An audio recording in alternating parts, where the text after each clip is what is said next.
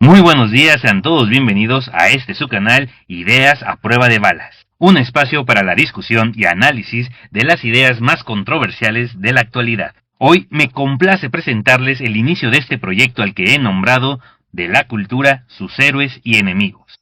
Pónganse cómodos y disfruten del capítulo de hoy, la ética heroica.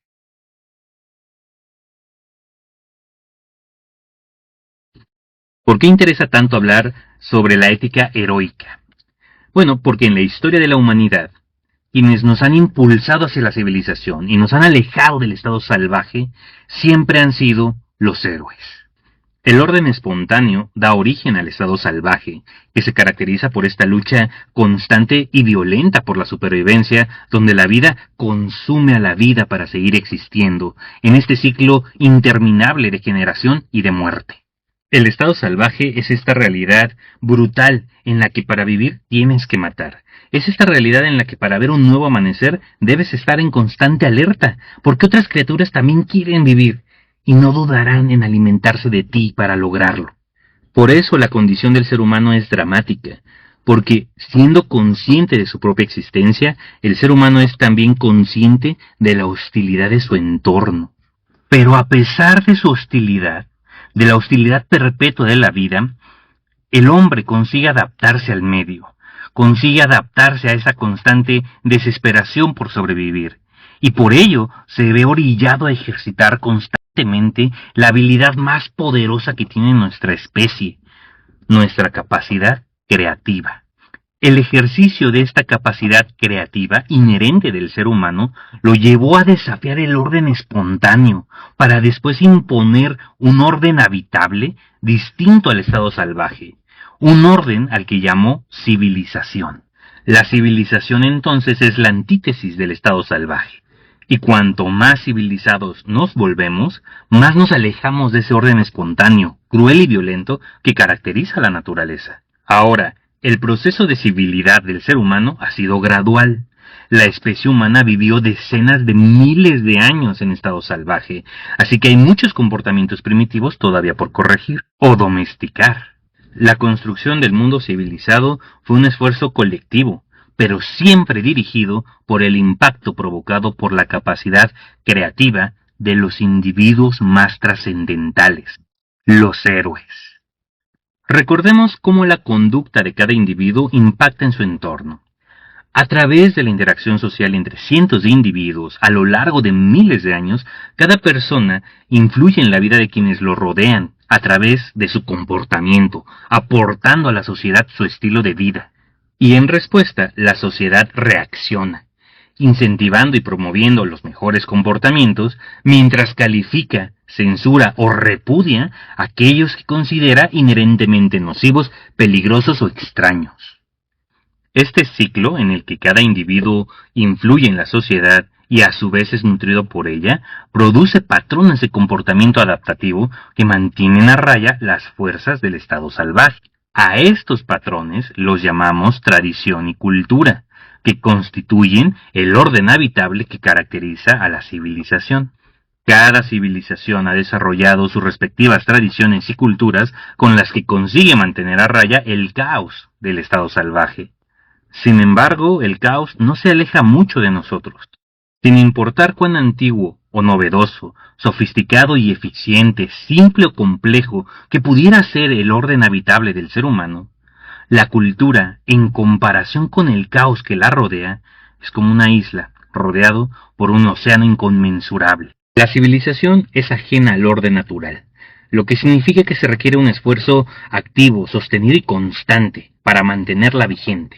De este modo, una cultura que deja de crecer y que se estanca es semejante a una ciudad asediada en tiempos de guerra. Terminará por devorarse a sí misma.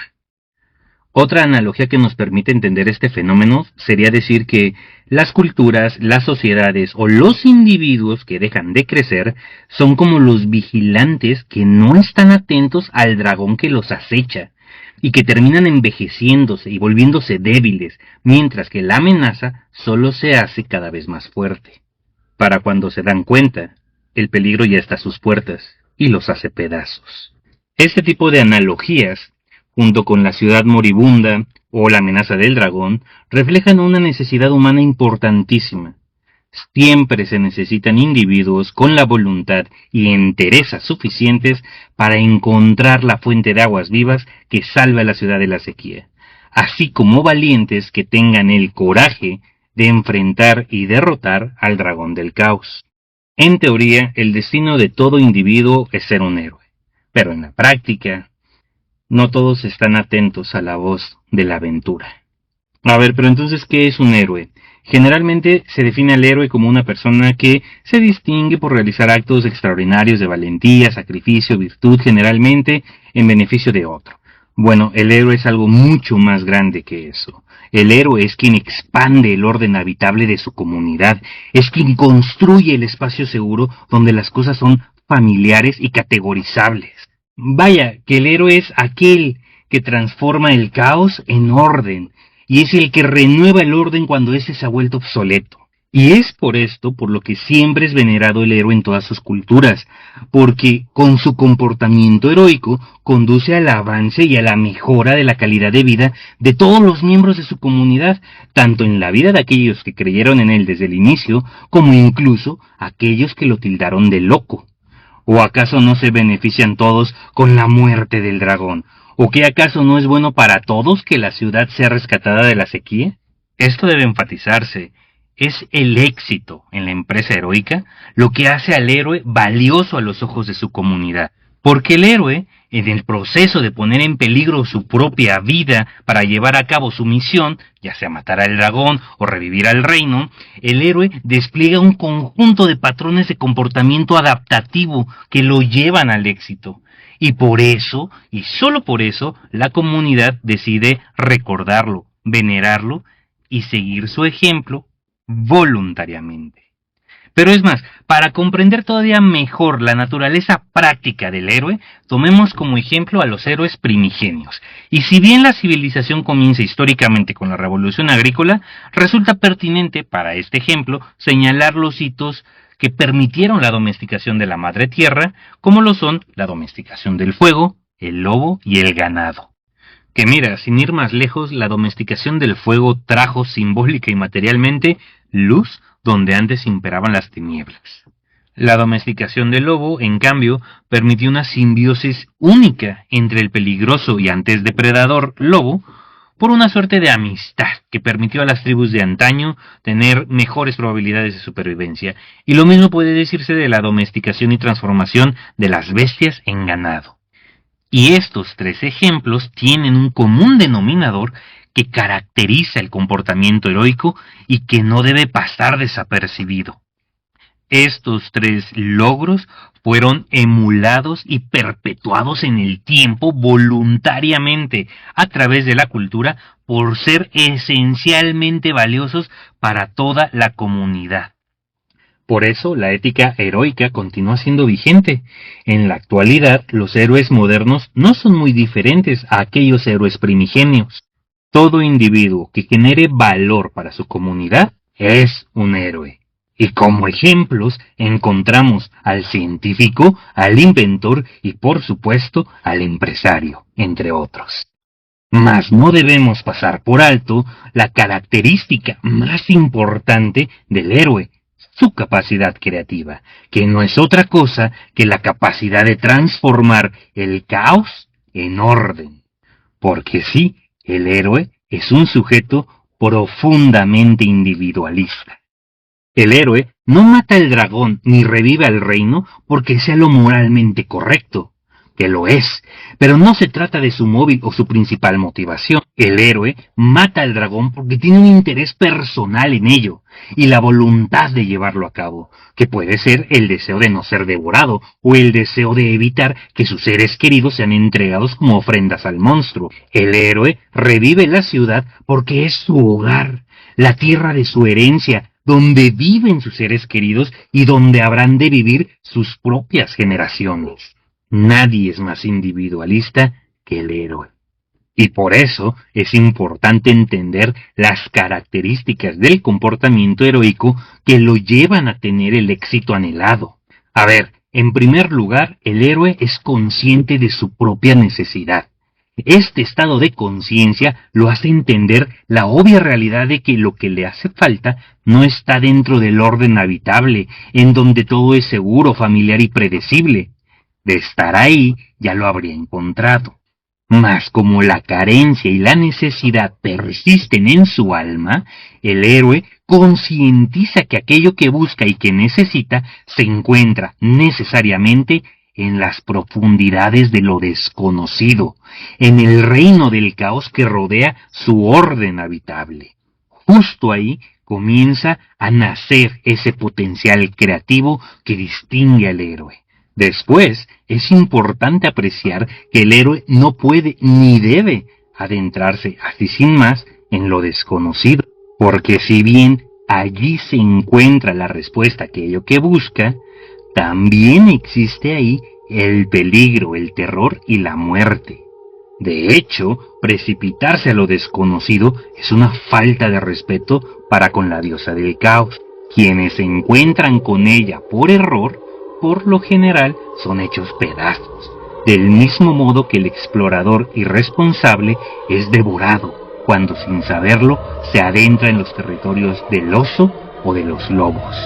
Antes de ser domados por el orden habitable, el fuego y el lobo eran instrumentos al servicio del reino de lo desconocido, cuya reina es la diosa del caos, una deidad sumamente peligrosa, cuya gracia y bondad deben de invocarse. Después de todo, fue ella quien, como con el lobo y el fuego, dio a luz al dragón. Y si alguien sabe cómo matar al monstruo, es ella. Por lo tanto, el héroe debe aproximarse al caos siempre con el debido respeto, con las ofrendas pertinentes y los cantos y las palabras secretas para hallar gracia ante sus ojos, y así no terminar siendo destruido.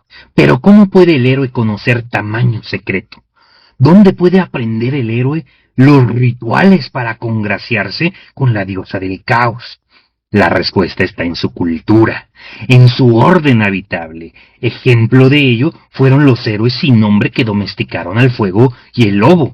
Tales héroes no se aproximaron a lo desconocido de forma imprudente, sino más bien con el debido respeto, recurriendo siempre a las fuentes de sabiduría a las que tuvieran acceso, su cultura, prestando siempre atención al poder destructivo del fuego y a los colmillos del lobo que suponen siempre un peligro.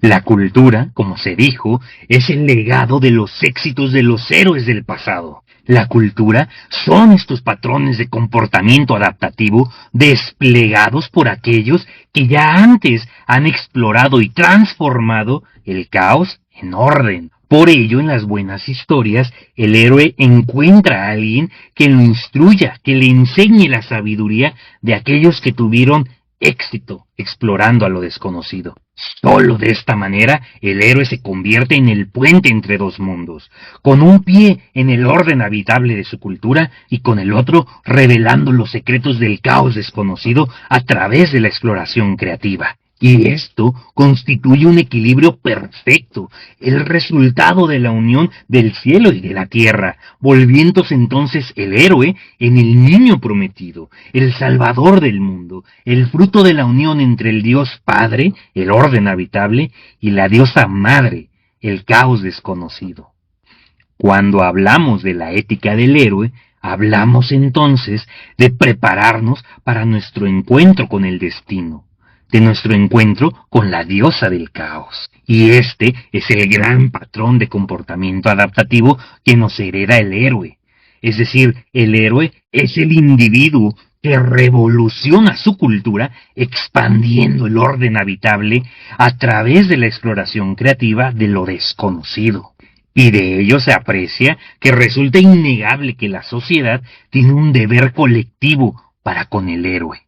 Hablamos de la conservación de su memoria, la remembranza de sus logros y la preservación de los valores y los patrones de comportamiento adaptativo que nos heredaron los héroes que nos precedieron. Y esto con el fin de que las nuevas generaciones sepan a qué fuente han de acudir a fin de recibir la sabiduría e instrucción necesarias para cuando se vean en la necesidad de salir al encuentro de la diosa del caos. Una cultura sin héroes está condenada a devorarse a sí misma y perecer. La cultura siempre necesita héroes. Y si el deber del individuo para con la cultura es convertirse en héroe y expandir el orden habitable, entonces el deber de la sociedad es convertirse en la ciudad del héroe, no solo el refugio y hogar donde nacerán los héroes de días futuros, sino también transformarse en el santuario de conservación cultural que favorezca cada vez mejor el advenimiento de más y más héroes. Y sin embargo, una constante en la historia de las civilizaciones, reinos e imperios es la idolatría al pasado y la desconfianza a las novedades del presente. Grande es la tentación de creer que el futuro será como el pasado. Este fanatismo por perpetuar la cultura inmutable es síntoma de una persona, civilización o cultura que ha permitido que el miedo a lo desconocido sea suficiente para no perseguir el interés personal, que es el origen del espíritu heroico. Una persona contaminada con este tipo de temor no puede concebir la posibilidad de innovar, pues para empezar carece del valor para ver las carencias y necesidades que tiene su ciudad. Y mucho menos aún tendrá el valor para vislumbrar siquiera la posibilidad de que exista alguien con el coraje suficiente de abandonar la seguridad de la cultura para explorar el caos y encontrar la fuente de aguas vivas.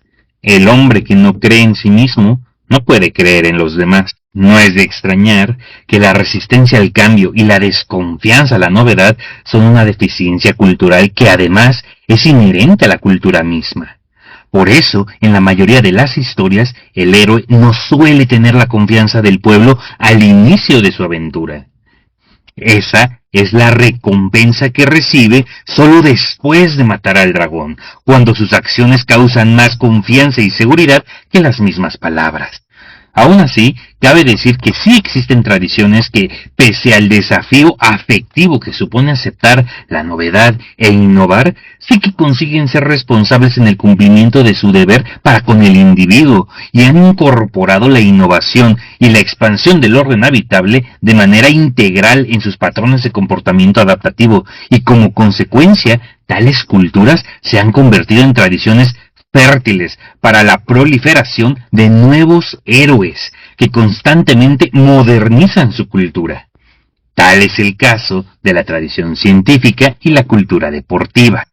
Analicemos un ejemplo de la expansión del orden habitable de la tradición científica. En 1687, Newton se convierte en un Prometeo moderno al desarrollar sus leyes de la gravitación universal. Parte de este regalo a la humanidad fue un nuevo lenguaje, el cálculo. Este lenguaje permitió explicar el mundo en términos matemáticos y gracias a ello comprenderlo con una precisión sin precedentes, permitiendo predecir el movimiento de los planetas, las mareas y el comportamiento de los fluidos, entre otros fenómenos. Sin embargo, como todo orden habitable, el de Newton encontró sus límites. Por ejemplo, el comportamiento de la luz representaba un misterio que desafiaba las fronteras de este orden establecido. Según las leyes de Newton, la luz, al no tener masa, no debería verse afectada por la gravedad. Y sin embargo, las observaciones revelaban que la luz sí se curva ante objetos masivos, un fenómeno que permanecía inexplicable bajo el paradigma de Newton. Y es entonces cuando en 1915 emerge un nuevo héroe que expande el orden habitable heredado por Newton. Hablamos, como no, de Albert Einstein. Versado en el conocimiento newtoniano, Einstein se adentra a investigar este caos desconocido y emerge con la teoría de la relatividad. Y ojo, Einstein no descarta el trabajo de Newton, por el contrario, lo incorpora y expande, reinterpretando la gravedad no como una fuerza de atracción, sino como una deformación del espacio-tiempo. Con esta nueva comprensión, el misterio de la luz, curvándose por la gravedad, dejó de ser un caos inexplicable o desconocido, para convertirse en el orden comprensible y predecible que tenemos hoy. Pero el patrón heroico no terminó ahí. Pronto, el orden establecido por Newton y Einstein encontró también sus limitaciones y fronteras, al fracasar al explicar los fenómenos de las escalas más pequeñas del cosmos. Nuevos héroes tuvieron que surgir: Planck, Bohr, Heisenberg, Schrödinger, armados con el legado de sus predecesores, se adentraron en el caos cuántico para expandir nuevamente nuestro orden habitable, dando nacimiento a la mecánica cuántica. Esta es la esencia del científico como héroe, revestido con el manto de la tradición científica, que es el esfuerzo de sus colegas presentes y pasados, junto con su metodología.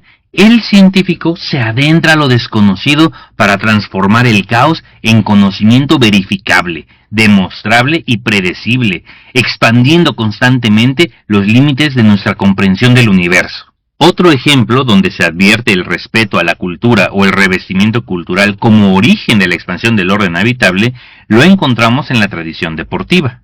La especialización deportiva es directamente proporcional a su sofisticación cultural.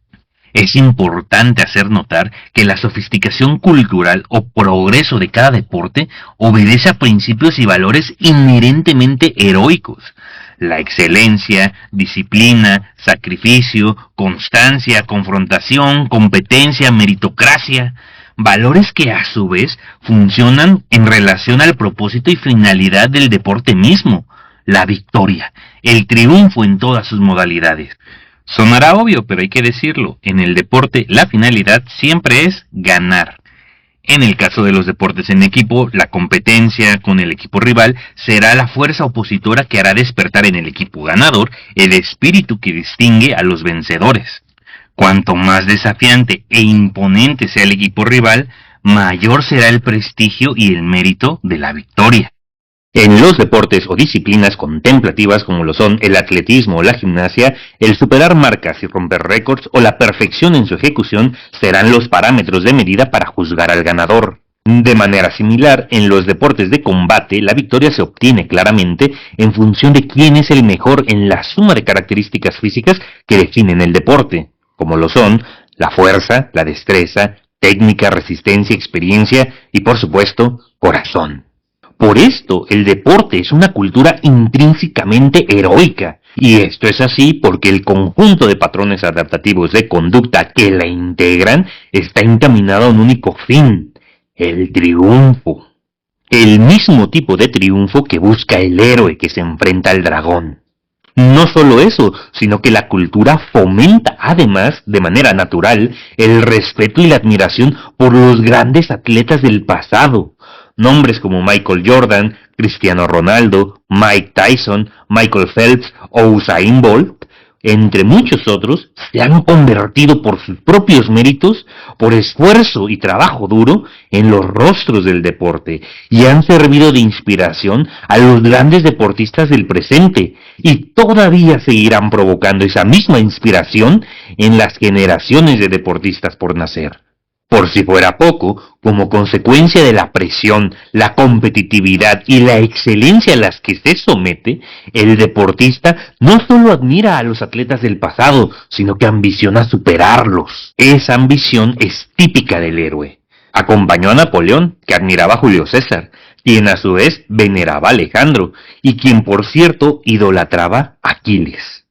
El esfuerzo por superar a los gigantes del deporte excita las facultades creativas del ser humano, impulsando mejoras en el entrenamiento, el desempeño o la filosofía deportiva, a través del estudio constante y la investigación innovadora, y así se logra una expansión en el orden habitable que va más allá del deporte mismo, fomentando el desarrollo en áreas como la medicina, la rehabilitación, nutrición, tecnología, etc.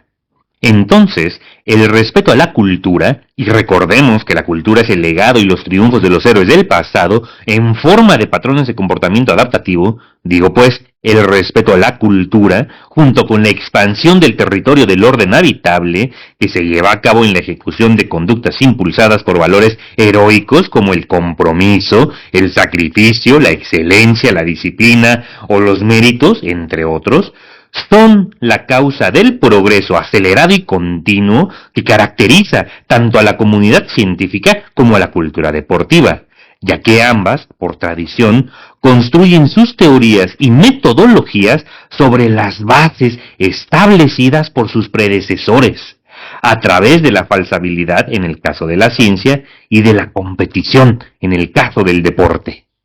El respeto por la tradición y la cultura es la parte más importante de la empresa heroica y es también la más peligrosamente ignorada. El proceso de revestimiento cultural, es decir, el respeto a la tradición como patrón de comportamiento adaptativo, es peligrosamente ignorado, quizás porque se trata de un proceso que ocurre siempre dentro de la intimidad del héroe. En las profundidades de su ser, el compromiso, la disciplina y el sacrificio se convierten en arenas de combate donde se libran constantemente batallas cataclísmicas, violentas y crueles. Y mientras todos pueden ser testigos del duelo final entre el héroe y el dragón, solo el héroe puede ser consciente de la tormentosa guerra que se desata en su interior.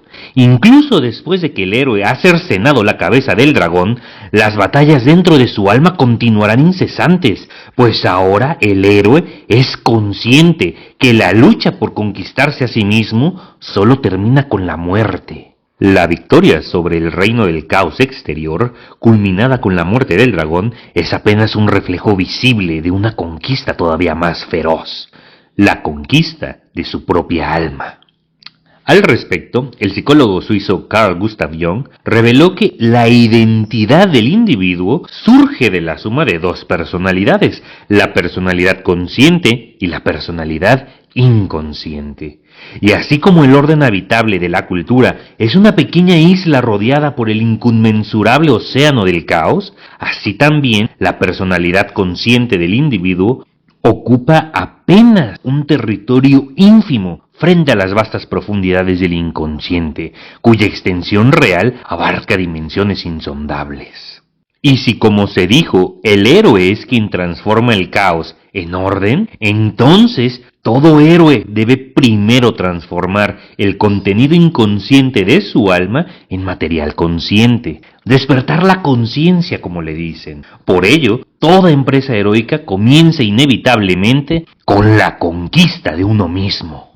Este proceso de conquista individual, que es el aspecto interior del revestimiento cultural, se manifiesta en las narrativas heroicas con una secuencia de entrenamiento o preparación o de estudios que elevan al protagonista hasta la altura de su desafío final.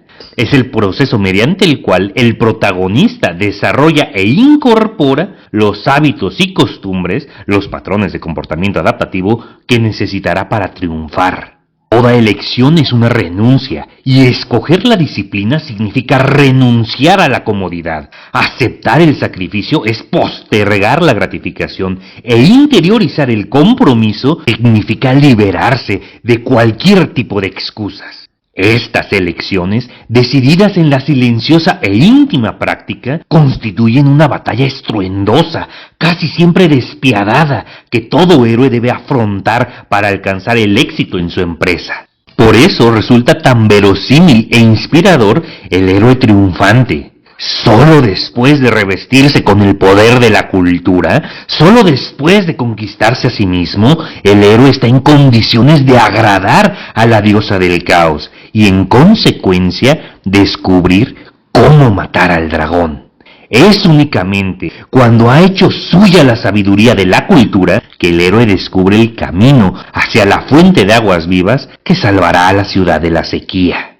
Por desgracia, como señaló Carl Gustav Jung, el ser humano es generalmente menos bueno de lo que se imagina o aspira a ser, y la mayoría de la gente fracasa miserablemente día tras día en la lucha por conquistarse a sí misma. Jung comprende este fenómeno mediante el arquetipo de la sombra, concepto ya conocido por los griegos, como nos lo advierte la célebre inscripción del oráculo de Delfos que reza: «Conócete a ti mismo». De este mandamiento de Delfos surge una paradoja, toda vez que el ser humano es el único ser consciente de su propia existencia.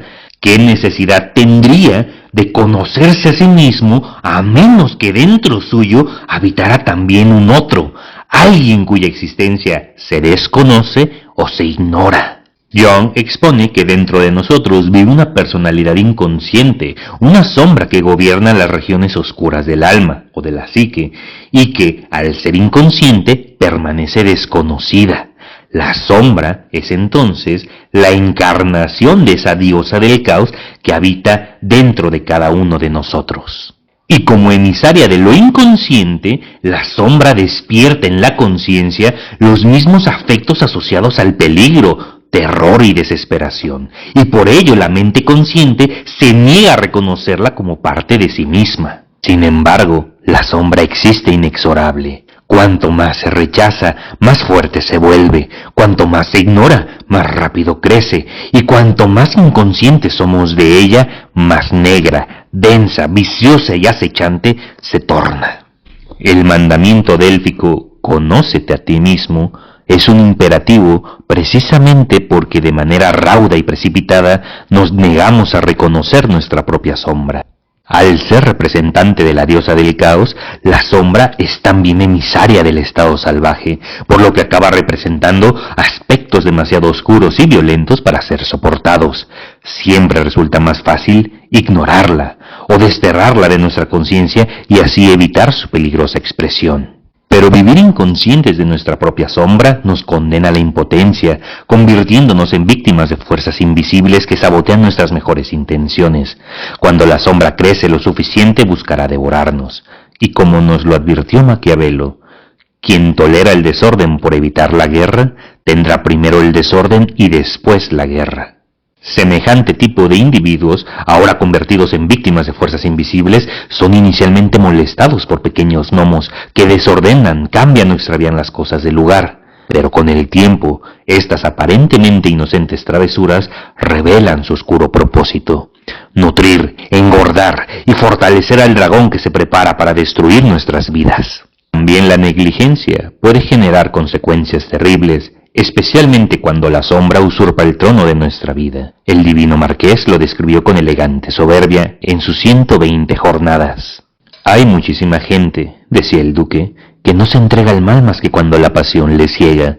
De vuelta a la razón, su alma tranquila regresa pasiblemente a la senda de la virtud, y así pasa su vida de combate en error y de error en remordimiento, acabando por resultar imposible decir qué papel han desempeñado sobre la tierra. Tales seres deben ser desgraciados, siempre flotantes, siempre indecisos. Su vida entera se agota en detestar por la mañana lo que han hecho por la noche. Esta perpetua frustración se convierte en caldo de cultivo para que los peores monstruos del inconsciente tomen el control, con devastadoras consecuencias para el alma y la psique. Enfrentarse con la sombra constituye la primer prueba de coraje en la empresa heroica. Es crucial, porque la entereza con la que el protagonista afronte este encuentro determinará su destino. El legado de la experiencia subjetiva ha demostrado que todo en el caos puede ser un peligro mortal, pero también una oportunidad milagrosa. Y la manifestación de la sombra no es la excepción. No olvidemos que la sombra busca engordar, siempre bajo el amparo de la inconsciencia, porque allí encuentra su cómoda morada. Desde ahí nos habla palabras secretas, invitándonos a postergar el deber, a dormir despiertos o a distraernos del cumplimiento de nuestras responsabilidades, incluso de las más sencillas. Quienes se dejan guiar por esa voz son llevados a través de las regiones más oscuras del alma, ahí donde el gusano no muere, y son condenados a vivir vidas patéticas. Sin embargo, algunos individuos, por exceso de miseria quizás, o de cansancio, o por sutil atención, de pronto perciben que algo falta en sus vidas, que algo no funciona bien en su forma de vivir, y entonces, solo entonces, perciben la voz que los adormece. Nada provoca tanto terror a la sombra como ser descubierta, pues su reino es el mundo inconsciente. Si la conciencia despertara, perdería entonces su poder y dominio. Entonces, ante la amenaza de desaparecer, la sombra se manifestará en todo su hórrido esplendor, buscando aterrarnos para que huyamos hacia la comodidad de su reino, la inconsciencia. Así aconteció con el Cristo durante su ayuno en el desierto, y lo mismo pasó con el príncipe Siddhartha Gautama, que meditaba bajo la sombra del árbol Bodhi. Ambos relatos narran la dramática experiencia que supone, en palabras de Jung, encontrarse con la sombra. Y por supuesto es de hacer notar que el encuentro con la sombra es el encuentro con nosotros mismos, e irónicamente supone una de las cosas más desagradables de la experiencia subjetiva. En cualquier caso, tanto el príncipe Siddhartha como el Cristo debieron enfrentarse a las tentaciones de sus respectivas sombras. Y aunque el relato nos narra que fueron 3 las tentaciones, debe entenderse que el fin último de la sombra, sea Satanás o Mara, es perpetuar la inconsciencia, interrumpiendo la meditación y el ayuno, respectivamente, a fin de evitar que el elegido despierte la tan temida conciencia. Por ejemplo, en el caso del Buda, la sombra, bajo el nombre de Mara, busca primero despertar el miedo dentro del príncipe, presentándose con un ejército de demonios, truenos y tormentas. Sin embargo, el príncipe no se deja engañar ni perturbar, sino que continúa y persevera en su meditación. Después, Mara envía a sus hijas para seducirlo, para distraerlo y hacerle anhelar las ilusiones del mundo, pero el Buda no se deja intimidar ni distraer. Al final, la sombra es aquella parte de la personalidad que reina en nuestro inconsciente. Como vestigio del estado salvaje, choca con los valores colectivos de la civilización y nos recuerda que aquel estado primitivo que creíamos haber superado aún perdura dentro de nosotros. El Buda, sin embargo, no huye de esta realidad, ni tampoco la niega. En cambio, acepta y conquista esta realidad. En el budismo, el orden habitable de su cultura se centra en cultivar el amor, por ser la única emoción capaz de traer paz a la mente y resistir el miedo, origen de las ilusiones corruptas. Así, resumiendo peligrosamente una vasta doctrina como lo es el budismo, podríamos decir que su mensaje es: libérate del miedo y abraza el amor. Todo lo demás es ilusión. Las tentaciones a las que Jesús se enfrenta en el desierto son manifestaciones del estado salvaje que habitan dentro de él, en su inconsciente. Por lo tanto, al igual que con el relato del Buda, se trata de una narrativa que busca representar en conducta e imagen el esfuerzo que supone integrar a la sombra, es decir, transformar los contenidos del inconsciente en información consciente. Y esas 3 tentaciones, como lo son convertir las piedras en pan, lanzarse desde las alturas o recibir el poder sobre los reinos de la tierra, son tentaciones que, al igual que con el Buda, buscan perpetuar la inconsciencia y así distraer a Jesús para evitar el despertar del Cristo. Así que todo este relato gira en torno a cómo Jesús se convierte en el Cristo, cómo Jesús consigue concientizar e integrar estas 3 debilidades que habitaban en su alma. Con la primera tentación la lección es clara. Los apetitos básicos como la sed, el hambre o la pulsión sexual, inherentes al estado salvaje, nunca deben de estar por encima del valor supremo. El Cristo, al igual que el Buda, triunfa en su camino hacia el despertar de la conciencia al liberarse de la esclavitud que suponen estos instintos, y logra sojuzgarlos al valor supremo que en la tradición cristiana es Dios. La segunda tentación es bastante simbólica. Cuando Satanás le dice a Jesús que se aviente desde lo alto del templo, porque Dios enviará ángeles para que no tropiece su pie con piedra alguna, Jesús le responde: no, porque escrito está: no tentarás al Señor tu Dios. ¿Qué puede significar tentar a Dios? Para Jung, la mente humana está repleta de innumerables espíritus en constante guerra por hacerse con el dominio sobre nosotros mismos. El valor, entonces, o espíritu que logre avasallar al resto de espíritus será Dios.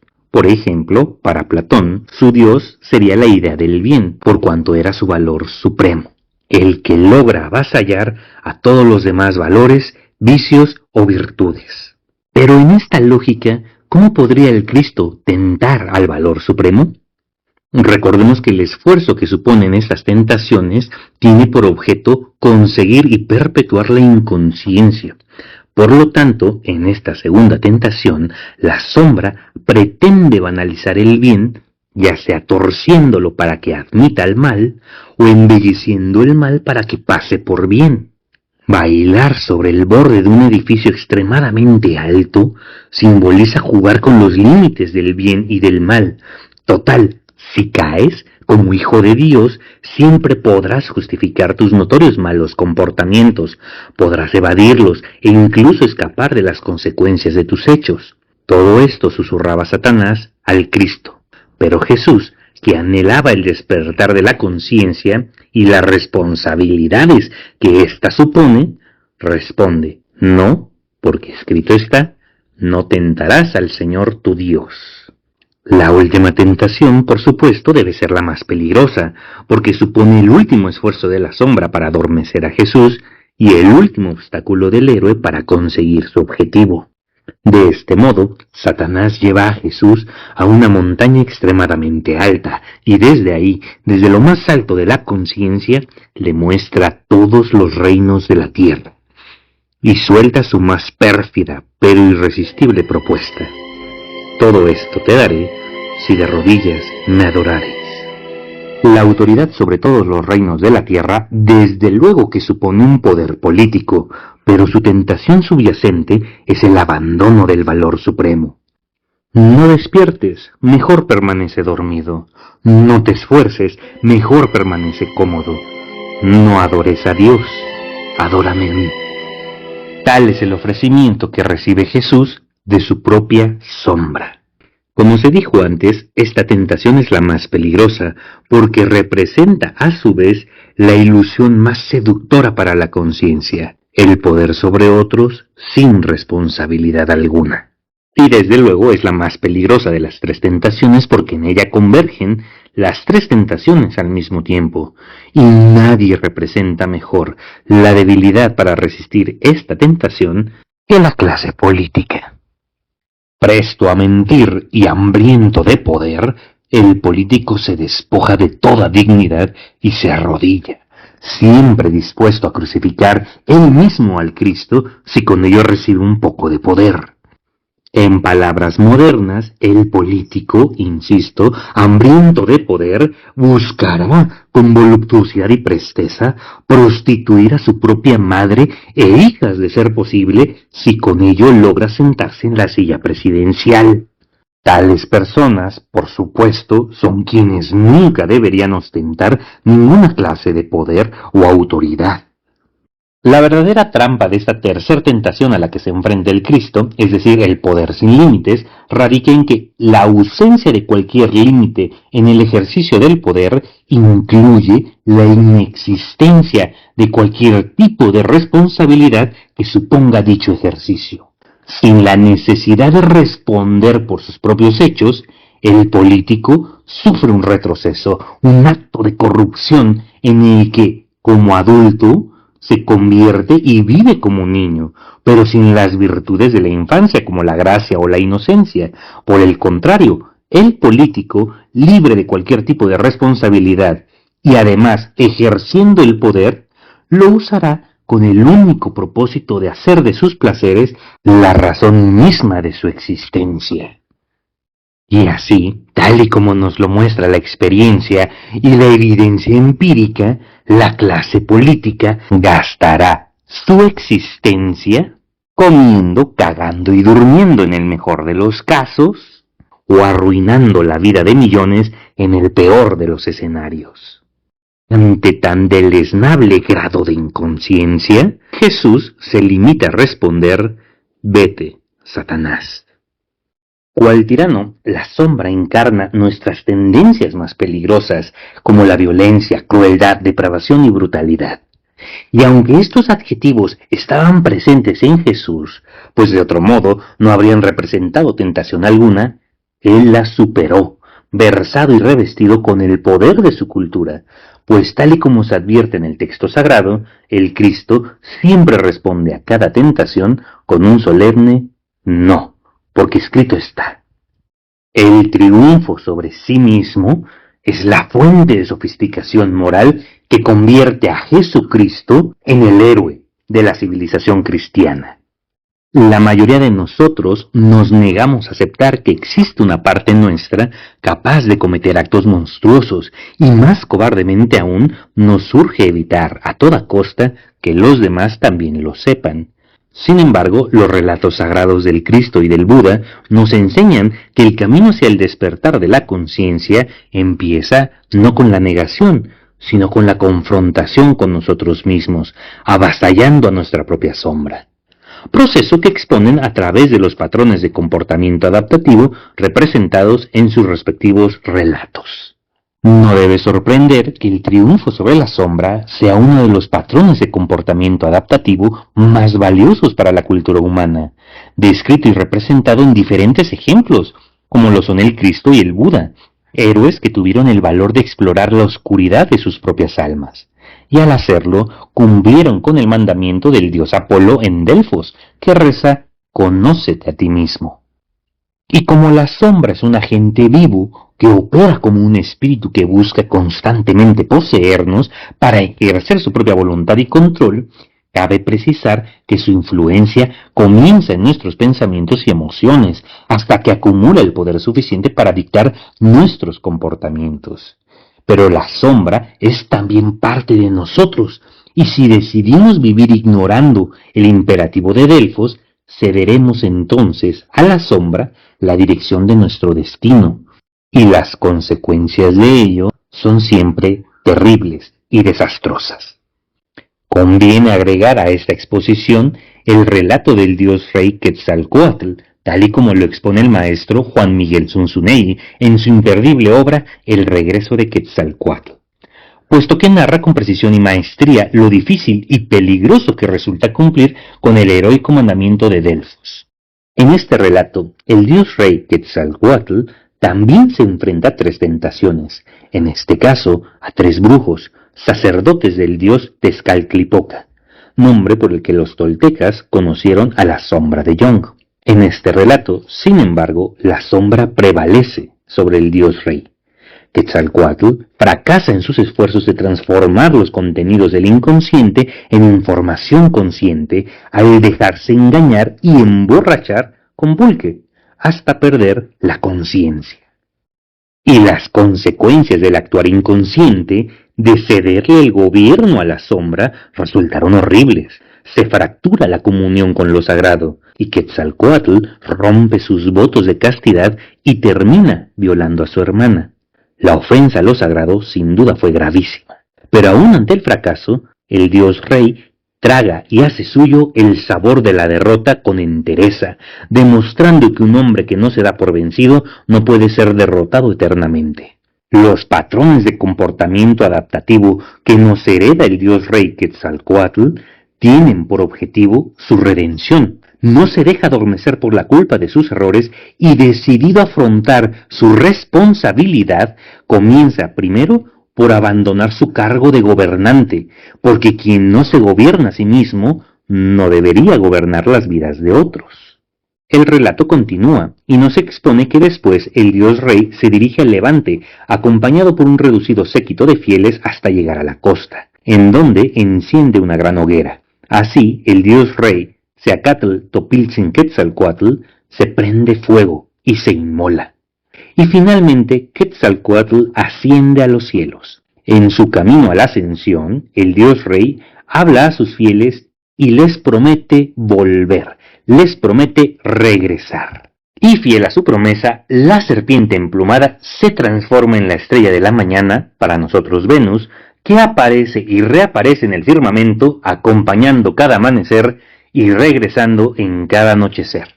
Esta interpretación del maestro Zunzunegui deja de manifiesto la dificultad y el peligro que supone el encuentro con nuestra propia sombra, y a su vez resalta el carácter y actitud heroica del rey Quetzalcóatl, que decide prenderse fuego tras su error. Igne natura renovatur integra, reza la fórmula alquímica que dice: por el fuego se renueva completamente la naturaleza. El acto de inmolación de Quetzalcóatl es un simbolismo de la purificación, en este caso, ante el fracaso de vencer a la manifestación de la sombra. En la tradición alquímica, para alcanzar este tipo de purificación se requiere fuego, pero no el que todos conocemos, sino más bien un fuego secreto. Para los antiguos alquimistas, este fuego secreto es el poder transformador del espíritu interno, es la energía primordial que habita en cada uno de nosotros y a su vez representa el despertar de la conciencia y el ardor del alma que purifica lo burdo. Igne natura renovatur íntegra. Este es el fuego secreto que revela la esencia divina dentro de uno mismo. El fuego secreto que se asemeja más al agua que a la llama y que representa la reconciliación de la dualidad. Agua y fuego, cielo y tierra, luz y sombra. Resulta fascinante que, ante su fracaso, Quetzalcóatl no se rinde en su búsqueda por despertar la conciencia, que es la integración de su sombra. Por el contrario, su derrota tan solo cambia el camino o el método, mas no la meta, y a fin de acceder a la divinidad que reside en él, Quetzalcóatl, el dios rey, paga con su propia vida la liberación del fuego secreto.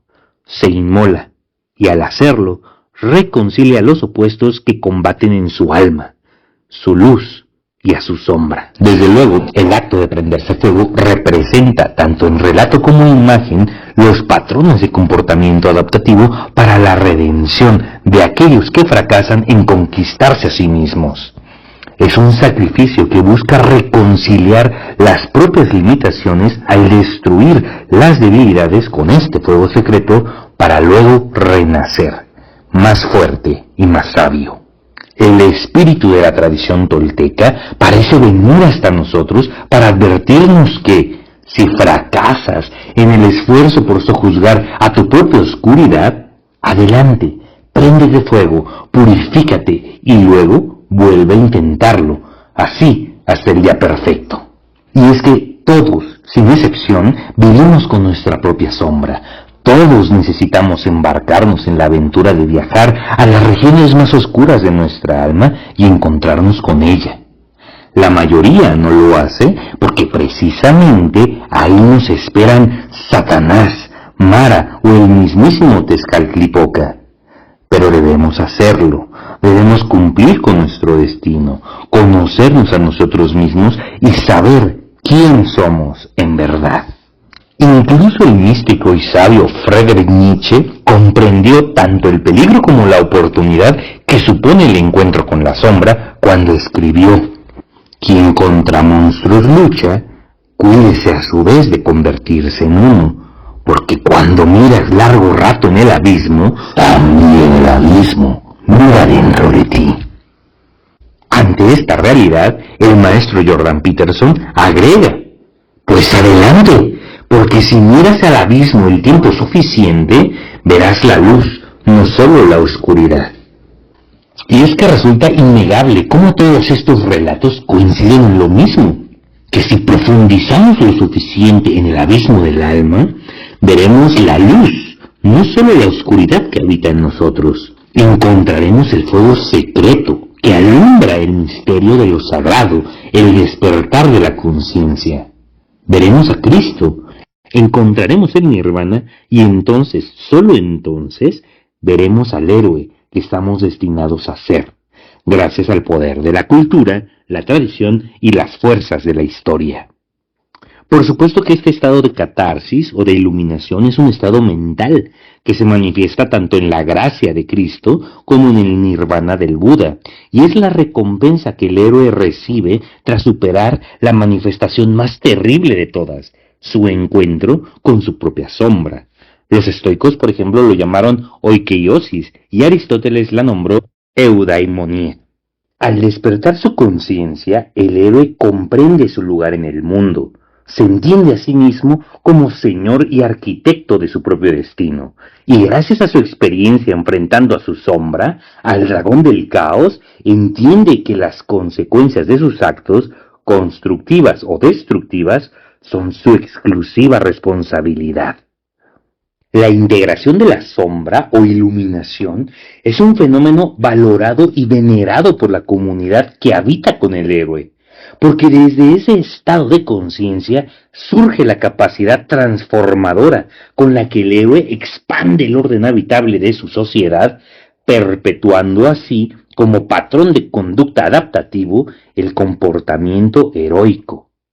y esto permite que nuevas generaciones sepan también cómo derrotar a ese dragón, cómo enfrentarse y encarar a su propia sombra.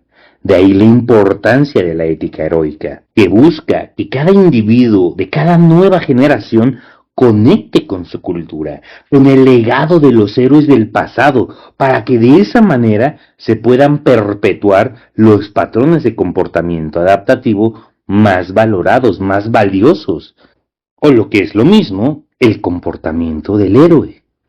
Y hay que decir que el héroe no es aquel que anda diciéndole a otros cómo vivir sus vidas. Por lo tanto, el héroe no busca el poder para gobernar las voluntades ajenas. Y del mismo modo, tampoco puede ser un héroe aquel que jamás ha encontrado con el dragón, aquel que no ha tenido el valor para descender a las tinieblas y ofrecer el pago que ahí se exige. Porque solo es héroe aquel que desciende a las profundidades de las tinieblas para encontrarse con el dragón y darle muerte.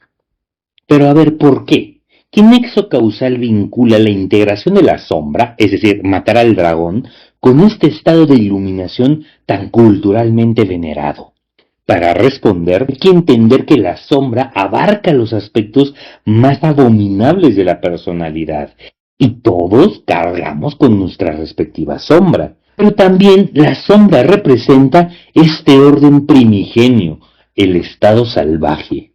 En el origen de los tiempos, nuestra cultura ancestral nace en este estado salvaje, tal y como lo enfatizamos al inicio de este podcast. El estado salvaje es un estado brutal, violento y sangriento, un estado que rebasa los límites del bien y del mal por el solo hecho de que tales conceptos no tienen relevancia para la supervivencia en ese entorno implacable. La sombra, entonces, tiene un origen evolutivo. Sus impulsos oscuros no son simples defectos morales, son vestigios de adaptaciones necesarias para sobrevivir en aquel medio hostil. Por eso la sombra amenaza tanto el orden civilizado. Sus cualidades, violencia, brutalidad y crueldad, fueron una ventaja en aquel mundo salvaje, pero son destructivas en la convivencia moderna. Y es por esta razón que la sombra no puede simplemente eliminarse, porque es parte de nuestra identidad como especie. Cuando dejamos de ignorarla y aceptamos su presencia, es posible integrar en la conciencia todo lo que la sombra es en realidad, un potencial transformador y un poder creativo. Mismo poder, por supuesto, a través del cual el ser humano ha conseguido conquistar el mundo, transformándolo de acuerdo a sus propios intereses. Y este proceso de transformación, desde luego, es mucho más complejo y sofisticado de lo que pudiera parecer a simple vista. Por eso es tan importante el poder de la narrativa, porque ya sea que hablemos de relatos sagrados como la mitología, o de la literatura o de la filosofía, lo que todas estas narrativas buscan transmitirnos es el conjunto de patrones de comportamiento adaptativo de los héroes, de las personas que ya antes han explorado lo desconocido, que nos pueden enseñar cómo hacerlo, y en particular, el testimonio de aquellos que ya antes han transformado el caos en orden. Pensemos en el relato de Jesús. Es verdad que Jesús derrota su propia oscuridad al vencer las 3 tentaciones con las que su sombra se manifiesta para tentarlo. Y nótese que el propósito de estas 3 tentaciones es perpetuar la inconsciencia, evitar el despertar del Cristo. Esta misma tentación se manifiesta después en el relato cuando Jesucristo está en la cruz. Momento en el que el mismo relato manifiesta la sombra a través de las voces de las personas que están presenciando la crucifixión, cuando le dicen, a otro salvo y a ti mismo no se puede salvar. Si eres hijo de Dios, desciende de la cruz.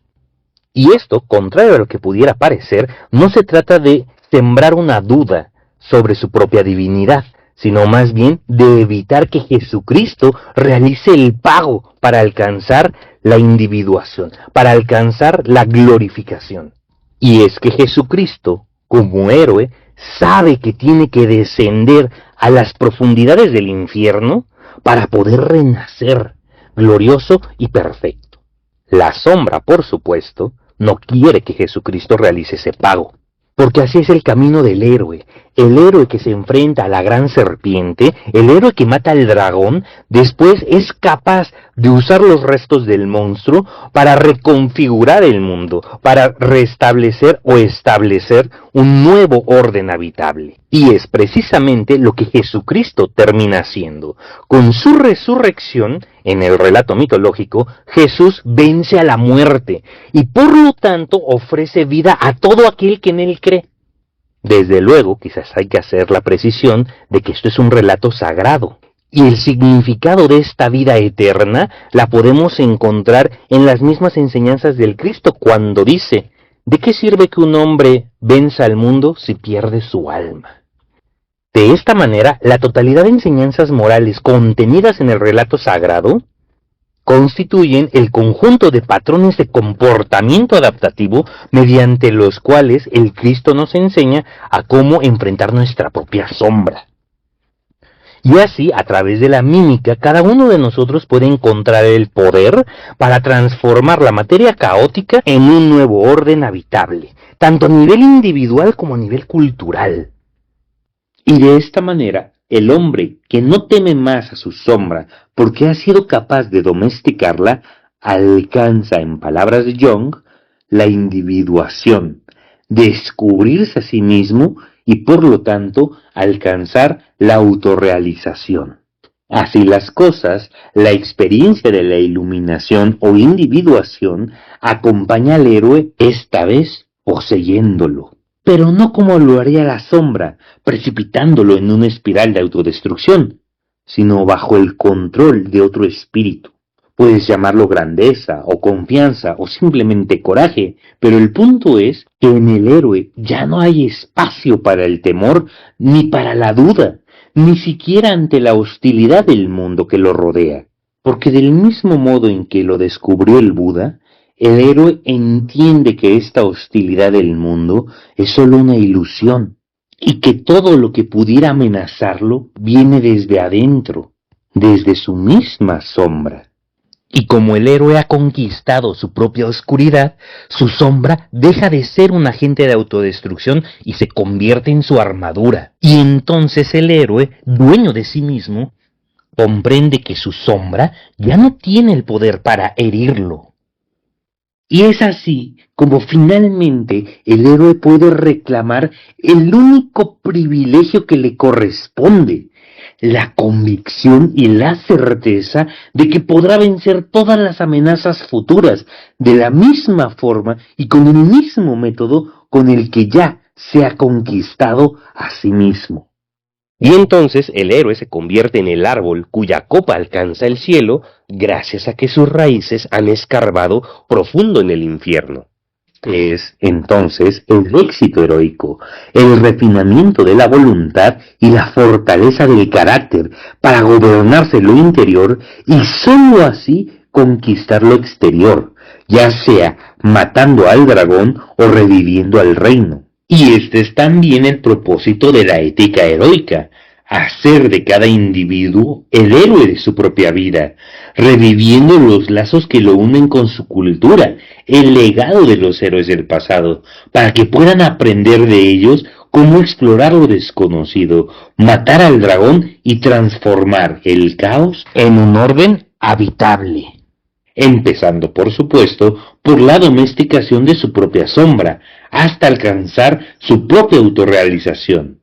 O, como ya se dijo, el éxito heroico. Por último, es pertinente señalar que la transformación del caos en orden siempre conlleva el peligro de la destrucción completa del orden existente. No basta la buena intención ni el solo compromiso de construir un mundo mejor. La historia nos ha demostrado que las peores barbaridades de la humanidad fueron atrocidades que también el héroe podría cometer. Por eso, en los próximos capítulos hablaremos del falso héroe, tan común hoy en día, escondiendo su cobardía bajo el pérfido estandarte de la mal llamada justicia social. Pero todo a su tiempo, por supuesto. Hasta ahorita hemos hablado de la cultura en general y en los próximos capítulos hablaremos también de nuestra cultura en particular, de sus héroes, del gigante que duerme en espera de ser despertado. Porque dime, ¿Acaso sabes tú cuál es el nombre de nuestra cultura? ¿Sabes el nombre de los patrones de comportamiento adaptativo a los que debemos acudir para prepararnos para el inevitable encuentro con lo desconocido? Recuerda, nada interesa más a la sombra que perpetuar la inconsciencia. Y para los enemigos de la cultura, para esas nuevas formas que el dragón ha adoptado para destruirnos, nada es más importante que mantenernos ignorantes de nuestro legado, del nombre, los logros y el poder de nuestra cultura, que es el reino del que somos herederos y por el que todos los que hablamos esta bella lengua somos hermanos. Muchas gracias por su apoyo, gente. Me despido de vosotros. Dejen sus impresiones en la caja de comentarios, suscríbanse para más novedades sobre nuestra cultura y reciban un fortísimo abrazo. Y gracias por todo.